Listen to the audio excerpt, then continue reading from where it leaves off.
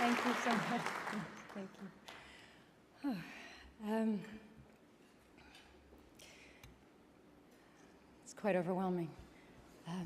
Thank you to the members of the Academy for this honor, my dear friends who are here tonight, Jenna and George, for your kind words, to my hero, Louis Zamperini, to the cast of Blood and Honey, and most of all to my family, my love. Your support and your guidance make everything that I do possible. Mad, I'm not going to cry, I promise. I won't embarrass you.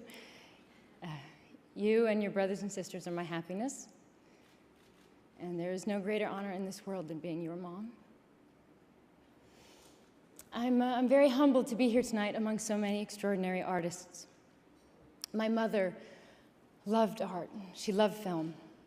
She supported any crazy thing I did, but whenever it had meaning, she made a point of telling me that is what film is for. And she never had a career as an artist. She never had the opportunity to express herself beyond her theater class. But she wanted more than for herself. She wanted for Jamie and I to know what it is to have a life as artists. And she gave us that chance. She drove me to every audition, and she would wait in the car for hours, always make me feel really good all the times I didn't get the job. And when I did, we would jump up and down and scream and yell like little girls. She wasn't really the best critic, since she never had anything unkind to say.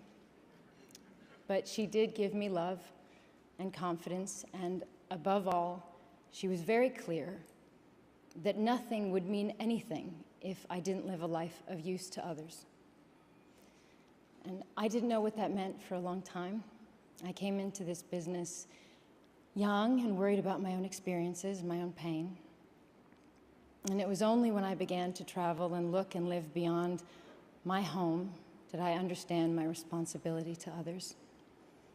And when I met survivors of war and famine and rape, I learned what life is like for most people in this world, and how fortunate I was to have food to eat, a roof over my head, a safe place to live, and the joy of having my family safe and healthy.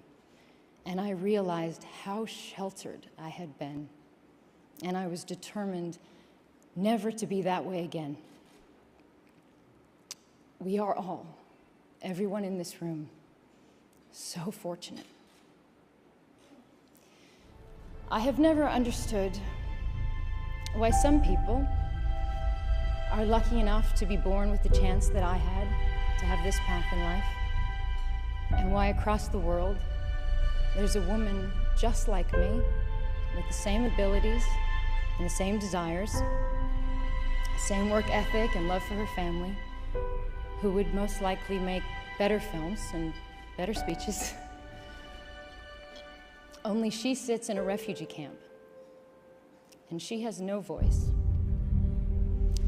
She worries about what her children will eat, how to keep them safe, and if they'll ever be allowed to return home. I don't know why this is my life, and that's hers. I don't understand that, but I will do as my mother asked, and I will do the best I can with this life to be of use. And to stand here today means that I did as she asked, and if she were alive, she'd be very proud. So thank you.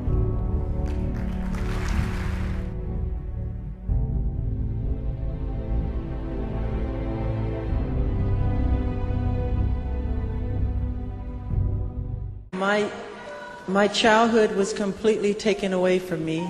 There was no Christmas, there was no birthdays. It was not a normal childhood.